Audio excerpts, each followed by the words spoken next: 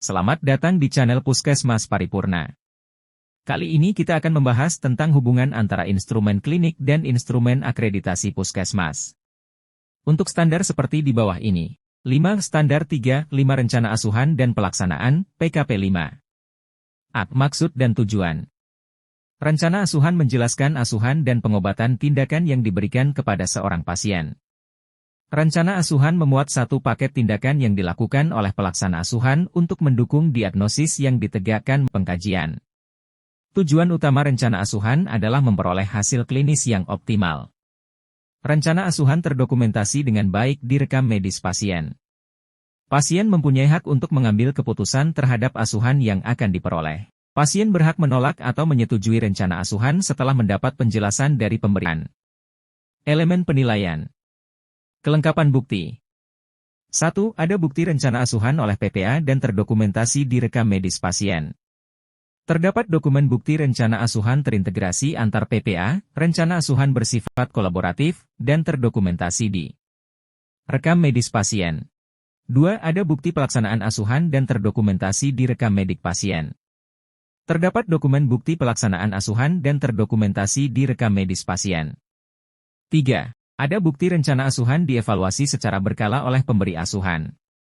1. Terdapat dokumen bukti rencana asuhan dievaluasi secara oleh pemberi asuhan.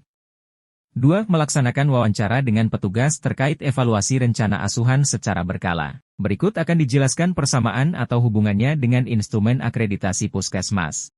Pasien mempunyai hak untuk mengambil keputusan terhadap asuhan yang akan diperoleh.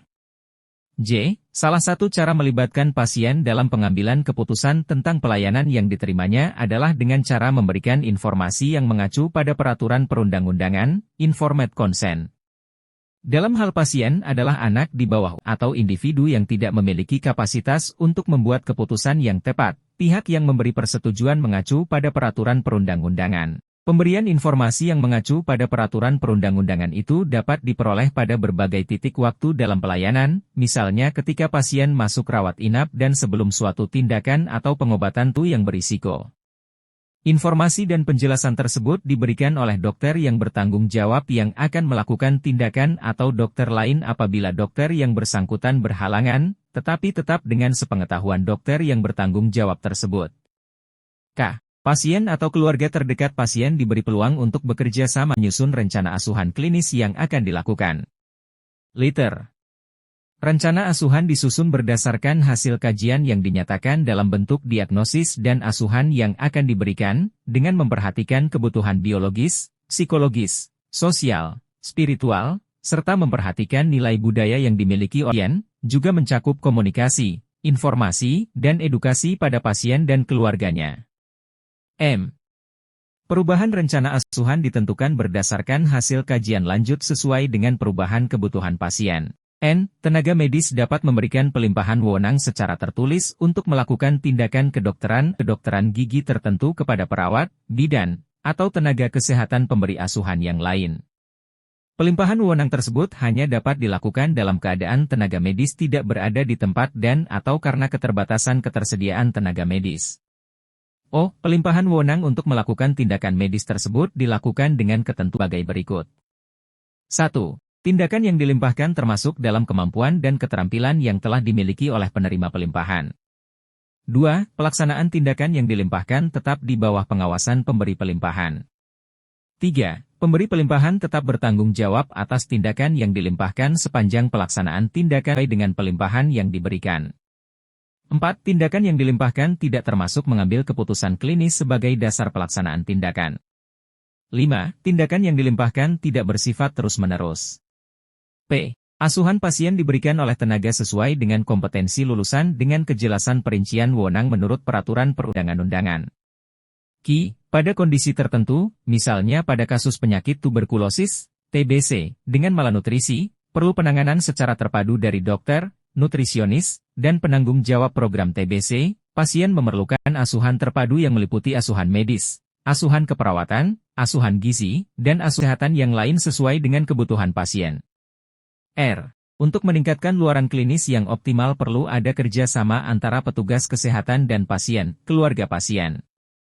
Pasien keluarga pasien perlu mendapatkan penyuluhan kesehatan dan edukasi yang terkait dengan penyakit dan kebutuhan klinis pasien menggunakan pendekatan komunikasi interpersonal antara pasien dan petugas kesehatan serta menggunakan bahasa yang mudah dipahami agar mereka dapat berperan aktif dalam proses asuhan dan memahami konsekuensi asuhan yang diberikan. A. Dilakukan screening dan pengkajian awal secara paripurna oleh tenaga yang kompeten untuk mengidentifikasi kebutuhan pelayanan sesuai dengan panduan praktik klinis, termasuk penanganan nyeri dan dicatat dalam rekam medis. R. D. O. W. 1. SK Pelayanan Klinis tentang pengkajian, rencana asuhan, pemberian dan pendidikan pasien keluarga. 2. SOP Pengkajian Awal Klinis, screening, yang meliputi kajian medis, kajian penunjang medis, dan kajian keperawatan. 3. SOP Penulisan rekam medis termasuk penulisan jika ada penanganan nyeri, lokasi nyeri. 1. Hasil pengkajian awal perawat dan dok dituangkan ke dalam form pengkajian screening. 2. Telah rekam medis jika ada keluhan nyeri. Pengamatan surveyor terhadap proses, pengkajian awal triase, proses screening, dan lokasi nyeri. Dokter, perawat, bidan penggalian informasi terkait screening dan pengkajian awal secara paripurna dalam mengidentifikasi kebutuhan layanan pasien. B. Dalam keadaan tertentu jika tidak tersedia tenaga medis, dapat dilakukan pelimpahan wewenang tertulis kepada perawat dan/atau bidan yang telah mengikuti pelatihan, untuk melakukan kajian awal medis dan pemberian asuhan medis sesuai dengan kewenangan delegatif yang diberikan. R. D. 1. Pelimpahan wewenang. 2. SOP pelimpahan wewenang. 1. Dokumen kualifikasi petugas yang dilimpahkan sesuai dengan yang ditetapkan dalam surat keputusan Kepala Puskesmas.